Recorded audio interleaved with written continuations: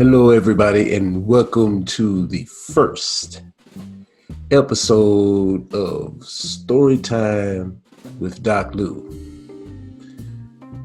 Make sure you like, comment, share, subscribe, and do all that good stuff at the bottom.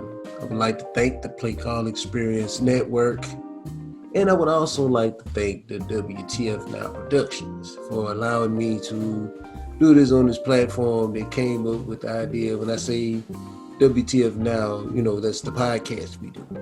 By the way, I'm Dok Lou, and I'm a co-host on the WTF Now podcast, alongside my co-hosts, King Scrap and Psycho Rico.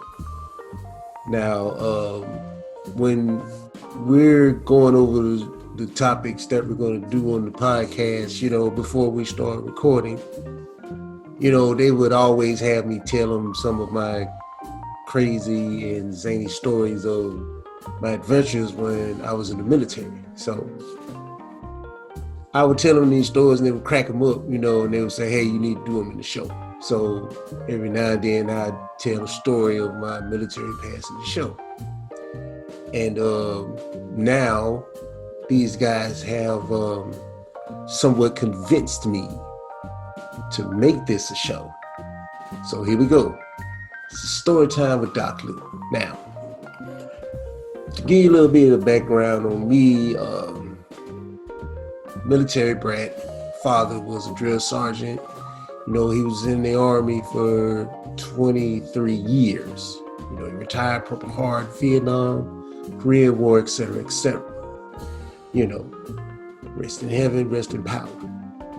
And I've had an interesting life growing up, and of course, to follow in his footsteps, I also joined the military as well, and I actually was in the reserves while I was still in high school. What happened was, once the summertime came around, I went to basic training, then I came back, and then I went to AIT. That's where you go learn what your job is going to be. So in between that time, me and a couple of friends of mine that were from the neighborhood, we would go to Marshall, Texas, and, we would drill there by the high school, but it was the Army Reserve. And, sometimes we go to Oklahoma, sometimes we'll go, maybe we'll have a trip to Honduras. But, we were an engineering crew. I was a mechanic. So most of that time, it was pretty mundane, So the adventures didn't really crank up until, I got a wild hair up my ass, and I decided, this ain't enough. I want to see what full-time Army is about, doing this on a regular basis. My dad did it. I got to follow in his footsteps. So joined up, want to go active duty. But I want to go overseas. I want to see the world. I want to travel. My dad told me, hey, if you're going to go active duty, see the world. This is your opportunity to see the world, learn your culture, etc., etc. So I did that. Wanted to go active duty, want to go overseas. So it was like, well, there are no slots open for wheel mechanics overseas. So, you had to go stateside. Now, see, in my mind frame, I wasn't thinking about, I could have went to Florida, California. It was, it was plenty of places that I could have went here, and got a chance to do what I got to do, but I didn't. I wanted to go overseas. That was programmed my brain, Pops put on my brain, going overseas. That was like, all right, cool. When I say they, I'm talking about the recruiters. It was like, all right, cool. So we go to the MEP station, get down there and say, okay, check this out. You're going to have to change your MOS. That's, your job in the military, for the people that don't know. You got to change your job if you go overseas. I was like, okay, so what can I do? It was like, well, they need track mechanics. I was a wheel mechanic. I worked on trucks, all kind of everything from truck to 2-ton, the Hummers, the Hemmets, Wreckers, all that. I did some of all that. Deuce and halves, 5 tons. If you've been in Been in the military, you know what I'm talking about. Shout out Fort Leavenwood, Fort Jackson, South Carolina. But anyway, so I said I signed up for that. So I had to go train in Fort Knox, Kentucky. Fort Knox, Kentucky, I didn't have to go back to basic training because I already done that. You know, I had to go re-certify, so I had to go take another class, if you will. Excuse me for a second. Oh, and drink of the night, I have a nice sangria. They're not sponsoring, so I'm not going to give the name, but it's good. It's good. So we got sangria up for the night. And, you know, as we do these Dok Lou's, we're going to be sipping on a little wine because I feel like I'm telling a story. We're having a good time here. Pour up your wine if you drink wine. If you don't drink, that's fine. Pour up a glass of juice or whatever it is that you do. You know, I do that too, but this is a wine situation. But anyway,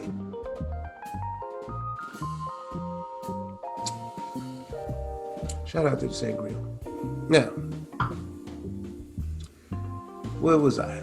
Oh yeah, Fort Knox, Kentucky. Had to go back, had to learn how to work on tanks. So,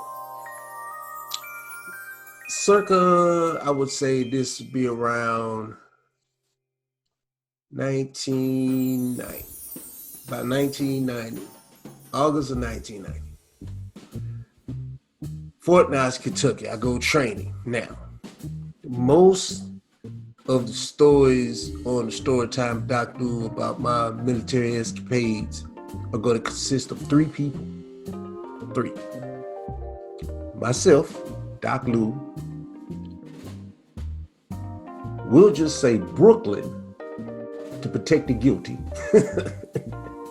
So it's Dok Lou, Brooklyn, Key West. Remember those three individuals: Dok Lou, Brooklyn, Key West. These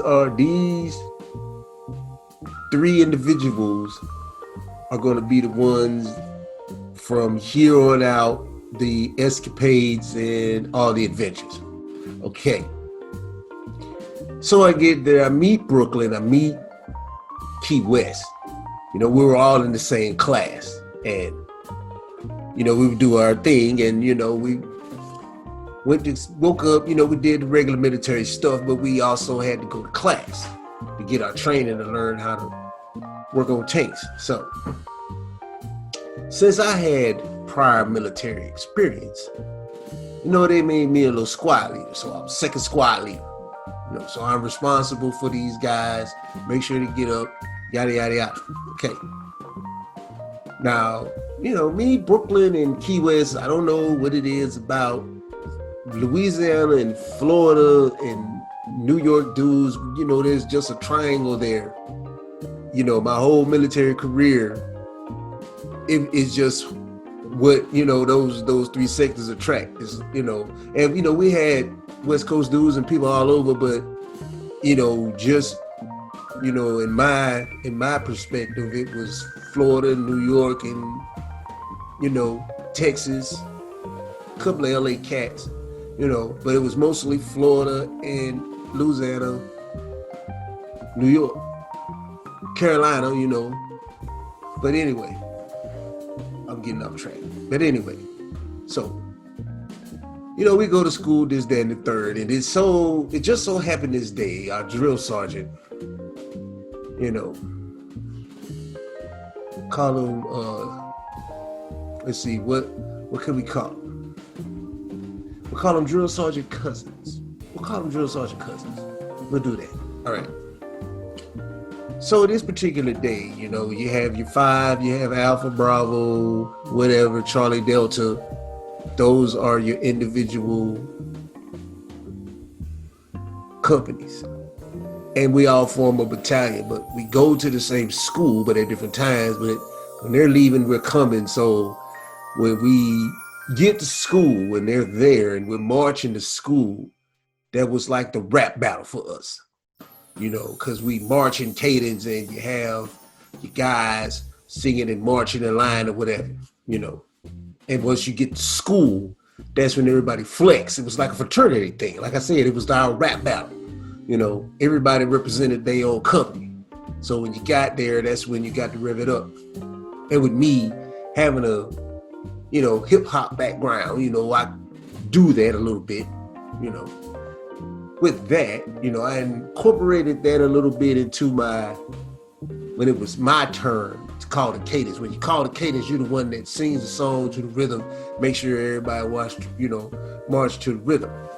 Now, I have a tendency to go overboard once I get to the class because I'll change up, you know, the words and humiliate other companies, you know, but it's all in fun. But, you know, we want to, you know, this is Bravo company, we don't mess around.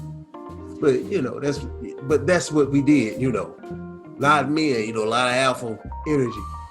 You know how it goes. The ones that know.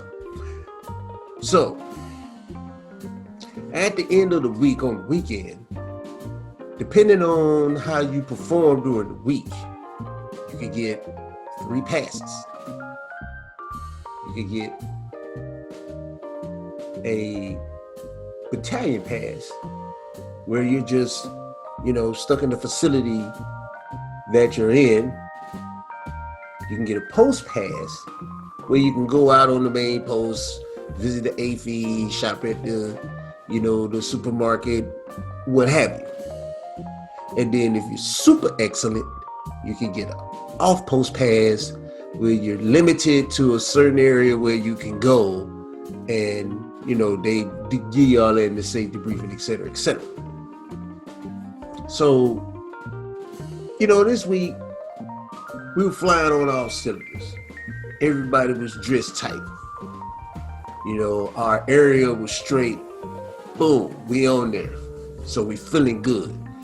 Drill sergeant cousin, hey there, private doc. But no, I wasn't private. I was a PFC, but it's private and drill sergeant. They don't care if you're a private first class. They'll say, well, what's the first word? Well, that's what you are, private doc. You know, he didn't say doc, he said something worse. But for the sake of who's watching, I'm not gonna go there yet. We're gonna figure it out if it's an adult, you know, show. I guess so, because we're sipping on the whizzle.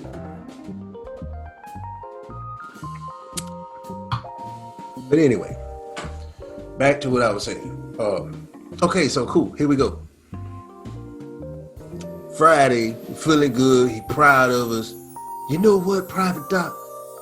I'm gonna let you call the squad today. You're gonna march the squad up to school, you know. But when we get up there, don't be with that bullshit. You know what I'm talking about, Doc. You know what I'm talking about, Private Doc.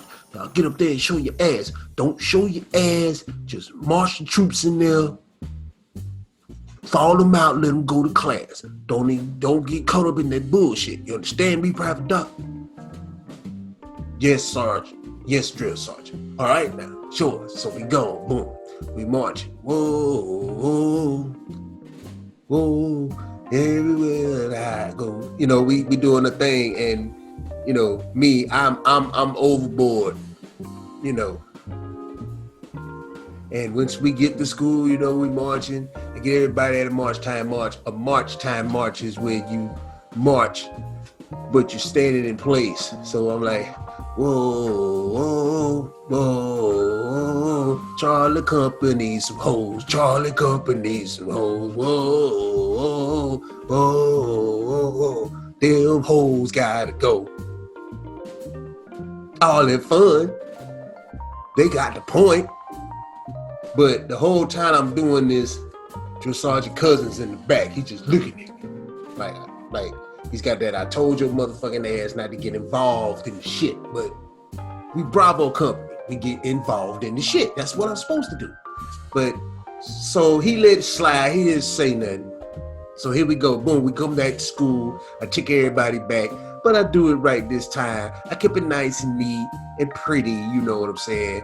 Didn't get into the Jones. We just walked by. We kept it because we know it was time for us to go and get the pass so we can get the hell up out of here and go have some fun. So we get back. Everything's all good. We Yeah, safety meeting, you know, and he say, well, let me come on over here to the side and holler at you there, private doc. So I go over there, you know, he's like, I mean, I know I didn't stutter when I said don't get involved with the shits when you got to class this morning, but if I'm not mistaken, seemed like to me you got involved in the shits, private doc. Now how we gonna handle the situation, private doc? I give you one chance to get some leadership in you. Look how you do. You fall into the bucket. Well, guess what, private doc? You get a barracks pass this weekend. You ain't going nowhere. I'm gonna make an example out of you, so when I say do something, you do it. You understand what I'm saying, you private doc? Yeah. So I'm like, yes, drill sergeant. Took it like a man. Really, I'm mad as fuck. Cause I can't go nowhere. I'm stuck in the barracks. That is the worst. I mean, you know what I'm saying? You gotta look out your window, motherfuckers playing football and having a good time. You feel like a kid that's grounded. You can't fucking go nowhere. You're looking out the window with the David Banner Hope music playing in the background. Boom, boom, boom, boom. Boom, boom, boom. That shit. But anyway, 1 second for the sangria.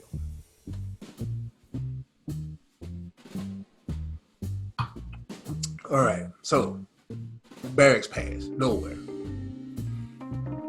Now, Brooklyn and Key West got post passes. Cool. So, you know, they go, they bring the snacks, whatever.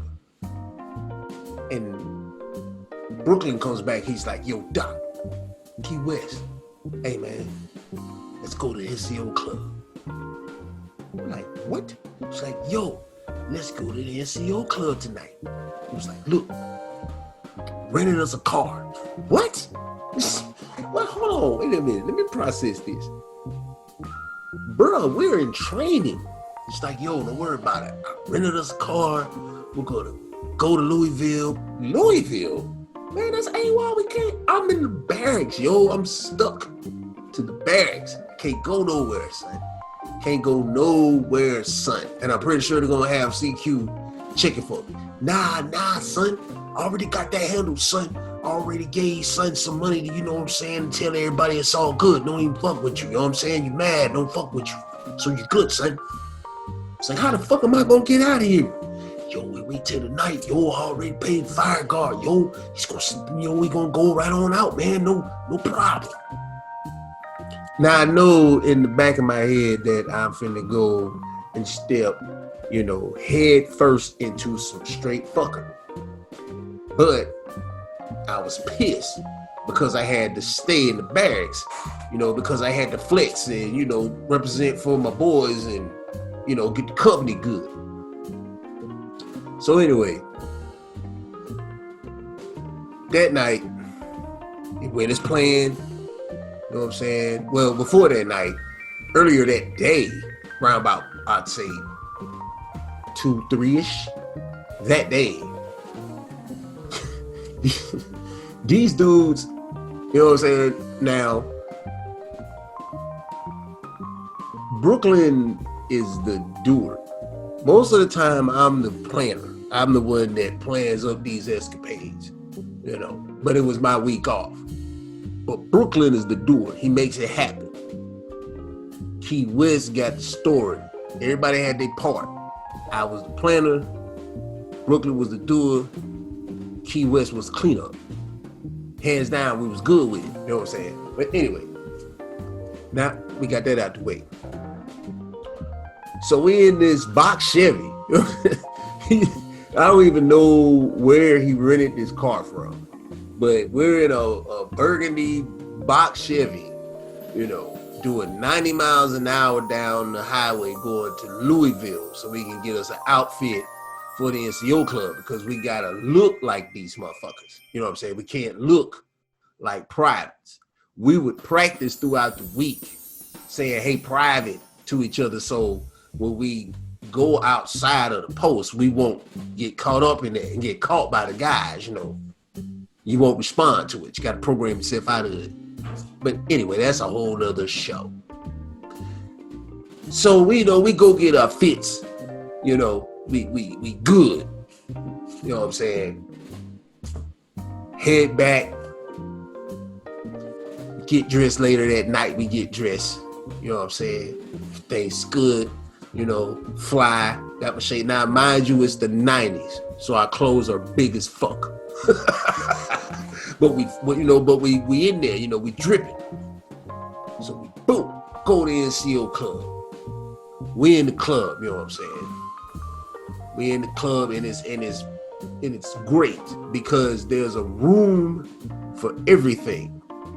There's a room for country, a room for rock, room for rap, room for R&B, room for old school R&B and blues. Everybody had a room and everybody interacted in everybody's room. This big ass melting pot of fun, drinks, and a little bit of fucking. So, we get in there, you know what I'm saying? We cool, everybody's chilling, having a good time, we drinking, you know what I'm saying? We flexing, we can't believe this shit because, we some trainees, you know what I'm saying? We some privates, but, we in here with the flex. We look like everybody else. Nobody asked us where we were from, nothing. We blended in. Everything's cool. So, we decide let's slide off into the old school R&B room and see what's happening in there. See what sophisticated shit like. So we slide up in there and everybody, jamming, 1, 2, stepping and what have you. Everything's cool, All right, bet. So we slide out of there. It's like, all right, well, we finna go to the hip hop room. We do that last because, we want to get our drinks in and be right. Now, there's something I have to explain about people in the 90s. Now, mind you, I don't know why, but our dancing back then, your ass, you had to have some stamina because we was some sweating motherfuckers on that dance floor, but we were killing it. But you had to have it though, You might have to watch out for, the elbow shot. You gotta be quick. Might get a claw, you might get a bow. It's all good. It was way before Ludacris bows. This was just straight dancing. But we was some hot, sweaty, stamina ass motherfuckers. So I guess this is not a kid show. Anyway. All right. So we dance, we grooving, you know what I'm saying? I'm with the hip hop, we doing a thing. And it's this motherfucker that was behind me with this fucking big ass fucking Zorro hat. Had tipped to the side. I guess this nigga was on some Prince shit. But, it is what it is. So, I ain't thinking nothing of it. I'm grooving, doing my thing, shit.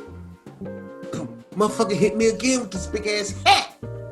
So I turn around. I'm like, yo, what the fuck is up with your hat? Guess who turned around? Guess who was under the motherfucking hat? Drill Sergeant motherfucking Cousins. Drill Sergeant Cousins. He was under the hat. Out of all the people on that fucking base that I had to bump into, I bumped into my drill sergeant. Then I checked him by his hat. He turned around and he looked, and his eyes were bigger than these fucking sunglasses. When he saw me, he knew exactly who the fuck I was as soon as he turned around. And then when he saw me, he saw Brooklyn, and then he saw Key West. And he just, and the sweetest thing about it is he ain't in front of us. He ain't in front of us, yo. He just said, come to the bar. We was like, oh shit, we about to get court-martialed. And he was like, he got us all, 3 of us, to the bar, you know what I'm saying? And he was like, yeah,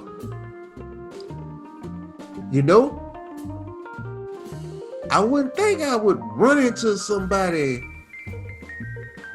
not that I know, but somebody that I'm training right now. And one of y'all is on a base pass, is on a barracks pass. He ain't supposed to be here. I got to admit, y'all good. Y'all some good motherfuckers, I ain't gonna lie. So I tell you what, we gonna party tonight. But tomorrow, y'all asses belongs to me. And that's what happened. He got us hammered.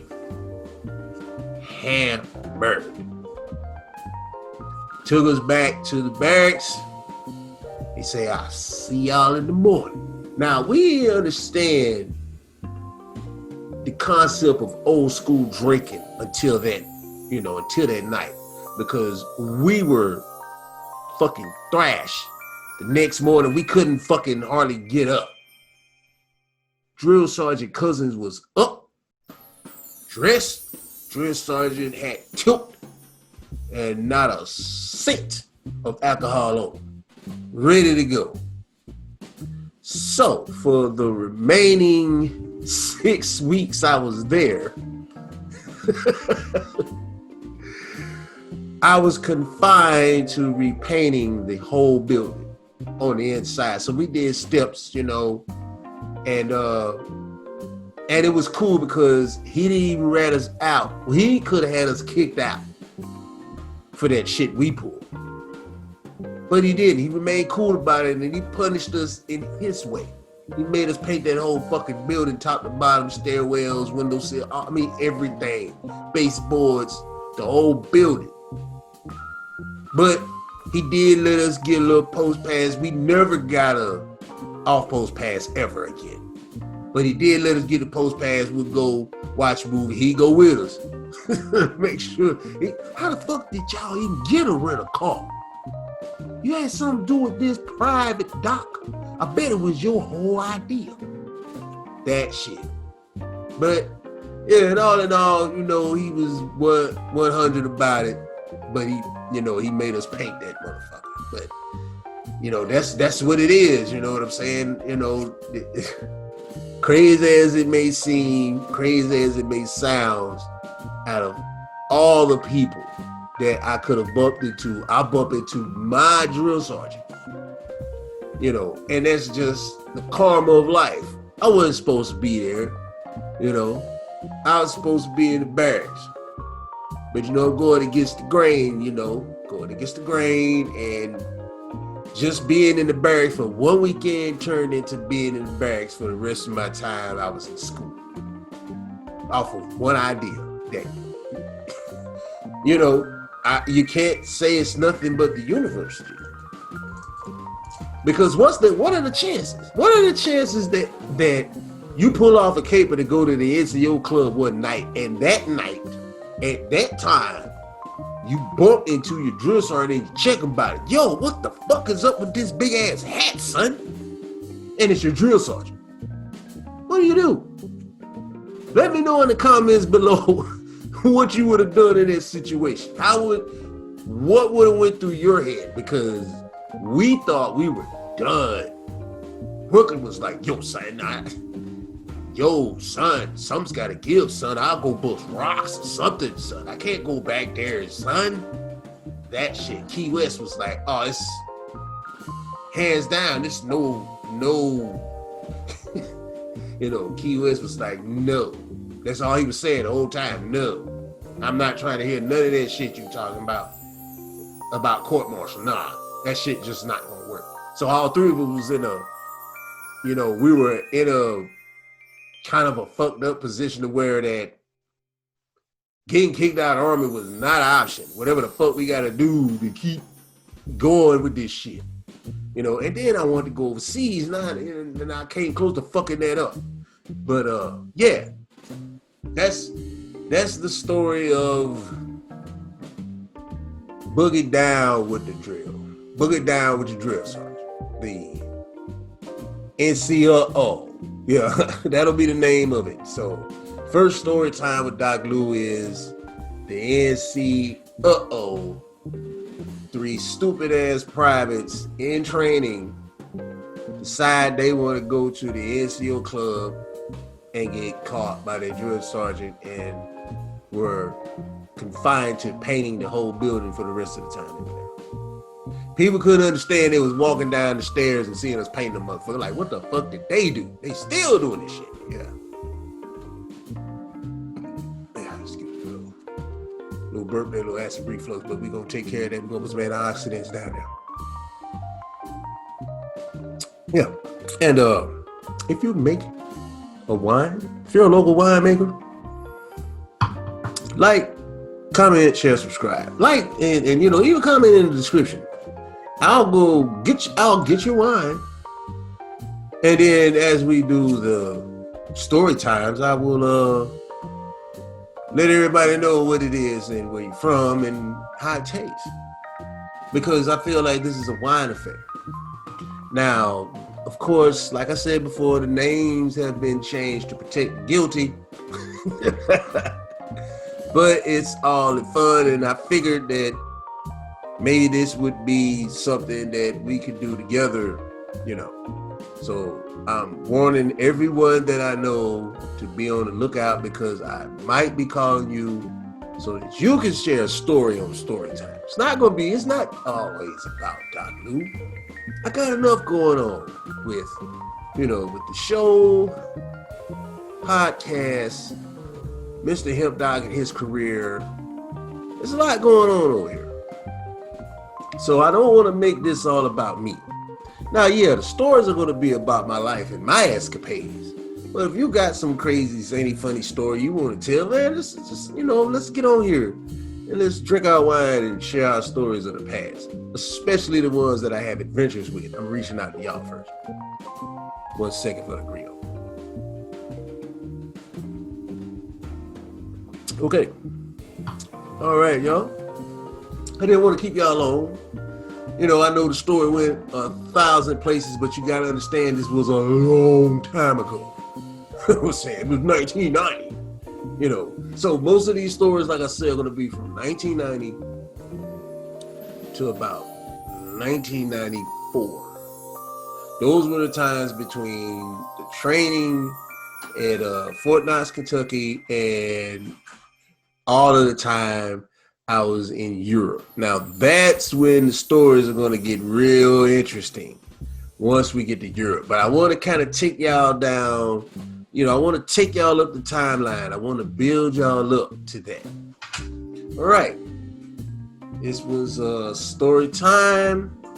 I'm your boy, Dok Lou. I want to thank you for staying and sipping with me on episode 1. NCO. And we look forward to the next story time, where I'll be giving y'all a story of, I think I got one more story before we get to Germany, or I got a story on the trip to Germany. My first flight, you know, didn't know what to expect. Never been out of the country, you know. So here we go, y'all. I thank y'all for tuning in. You know, I hope your wine was as good as mine. Make sure you have your wine on deck when we, you know, see each other, because, you know, this is a family affair. So y'all sip up, toast up, bless up. Thank you for tuning in. I'll see y'all next time on Storytime with Dok Lou. Cheers.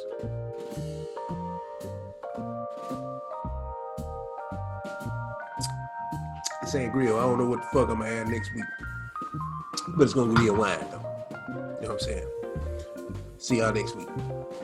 Peace.